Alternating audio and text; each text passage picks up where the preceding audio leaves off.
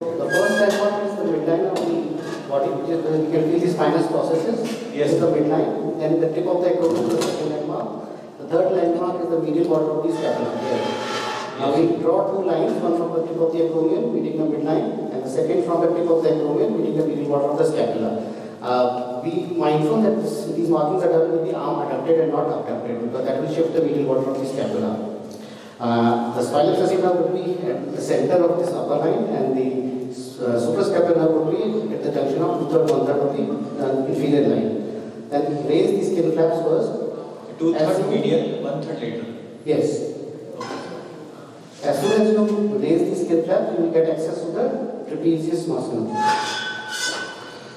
So the spinal accessory now supplies the trapezius. Now we can apply our ventricular retractor. And at the point where we have marked the location of a nerve, we carefully separate the fibers of the trapezius muscle without cutting them. So you can see the direction of the trapezius muscle fibers. We will raise the fat and we separate them. Now as soon as you separate them, you will get access to the pad of fat just below the trapezius muscle. Camera focus. Yes. Better. So nerve can be at the mark point, or it can be somewhere medial or lateral. And we have to carefully examine the anterior surface of the trapezium in this pad and search for the nerve. So in a patient, we usually use a nerve stimulator and stimulate the tissues. And at the point where we get a good stimulation, that would be the location of our nerve. So now this fat pad has to be carefully opened. I would like to use a fine scissors to do this. So don't cut anything, just keep on separating the fat fibers, and the nerve should be then visible to you. Now I am seeing something. You do this at the naked eye or loops? We usually use like 2.5x loops.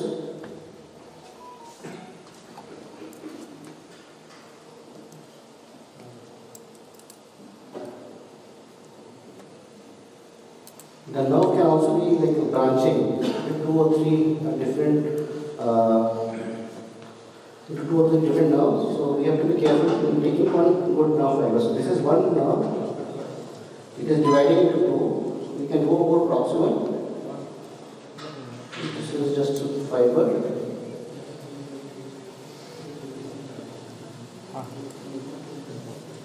That's our spinal accessory nerve. We can put it in a lobe.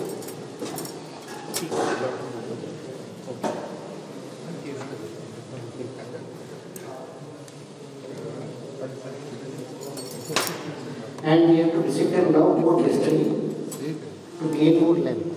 So we can ask our assistant to place a retractor, a small retractor. So these are dissection. At this point, we can remove our self-retrieving retractor. We can just apply Zerni's retractor on both sides of the nerve and the muscle. And in this way, you can easily get access to the distal part of the nerve. Be careful not to cut these other small branches, so you have to take the entire nerve and check with the stimulation, which is a better nerve facility, giving a good contraction onto the muscle, and then you can decide on which nerve fascicle to use. It should be size matched with the suprascapular. So you can see these are the 2 branches going and supplying directly the trapezius muscle.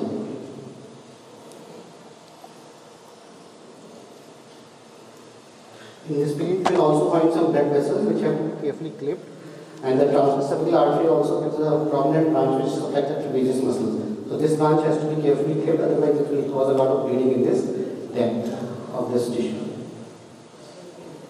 Now once the nerve has been identified, we won't cut it. We just stimulate and check it for good contractions. Then next we focus our attention towards the suprascapular nerve. And for this we have to dissect more laterally just under the trapezius muscle. All this fat has to be cleared and a good A view of the supraspinatus muscle has to be seen before the nerve can be dissected out. So this muscle that you can see now coming into view is the supraspinatus muscle, and the nerve would be on its medial border. So we make this space, we again apply our self-limiting retractor under the trapezius muscle. And a good maneuver that I like is to palpate the upper border of the scapula and reach the acromion. This we can reach only once this tissue has been dissected free.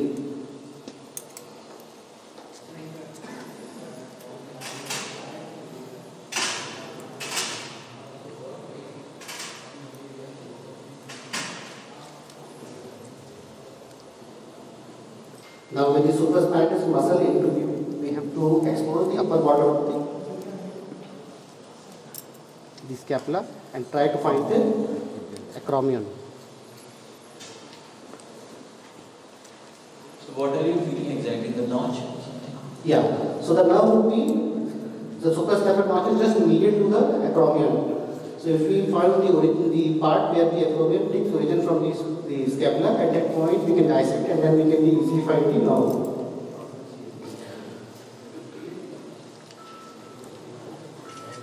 So my assistant can feel this acromion.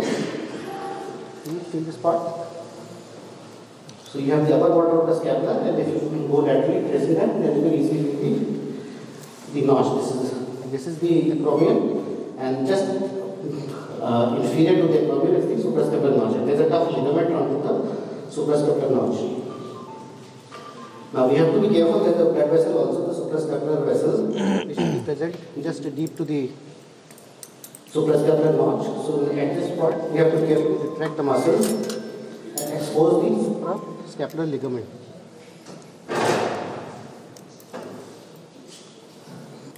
Now the acromion is coming more into the view. So this is the acromion mode. Just immediate to the acromion would be the location of the supraspinatus ligament.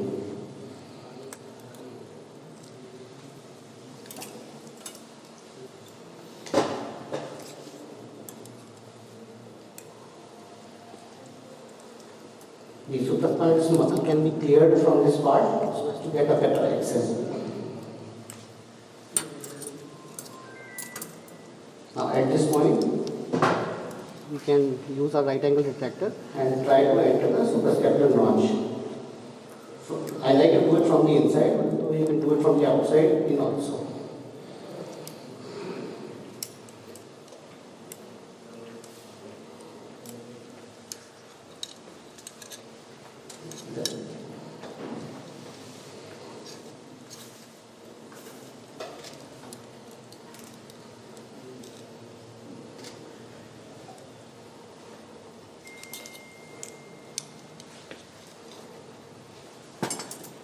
This structure is quite tough, so you have to spend some time navigating through this space.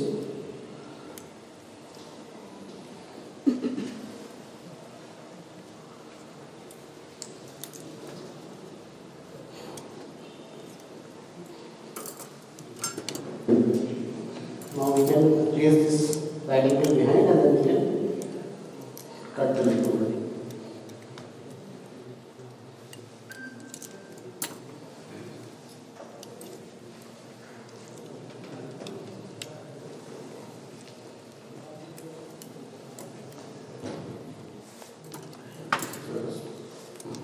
Open this space.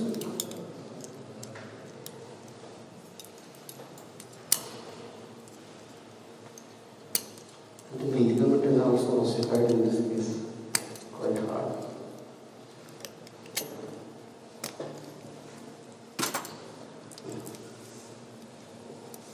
So once this ligament is cut, then you can start exposing the structure underneath the ligament. What is the orientation of vessels and nerves in this notch? Yeah, so the vessels will be superficial and the nerve would be deep. So the first structure to encounter would be the blood vessel, and then you will be getting access towards the nerve.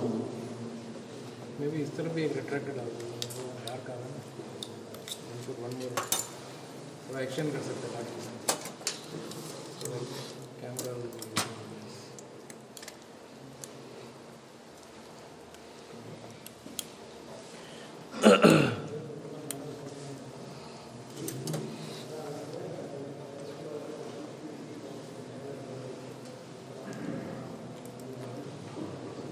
This is the suprascapular artery which has been divided here. So it goes superficial to the nerve, just there. Is it visible? Normally divided or retracted, sir? Normally. It is a cause of bleeding. So if it gets ruptured during dissection process, then it poses a problem. So I usually prefer to divide and clip the artery first before exposing the nerve. Sling please. Sling.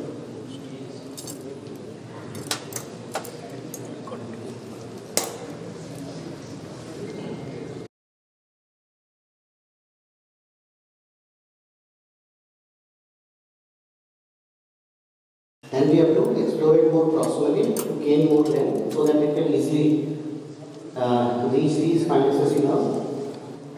You see this nerve now? Yes, sir, we can appreciate it. So usually this is the ligament. It's quite tough in this case. I am not able to cut it. But if you cut this ligament easily, then it is much easier to pull this nerve out of this cavity. So you can go as much proximity as you want, as you can easily reach without damaging any other structures. And once it is out, then you can see the considerable his length can easily reach the spinal accessory nerve. Can we remove this one, please? Yeah.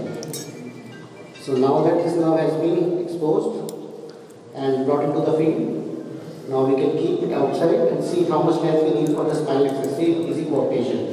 If we need more length, then in that case, the spinal accessory nerve can be further dissected out from the muscle.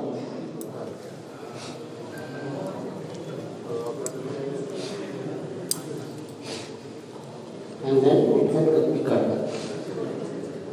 Always remember to cut the suprascapular nerve only after you have confirmed that it's not working with a nerve stimulator. And now that these two nerves are cut, we can do an easy coordination.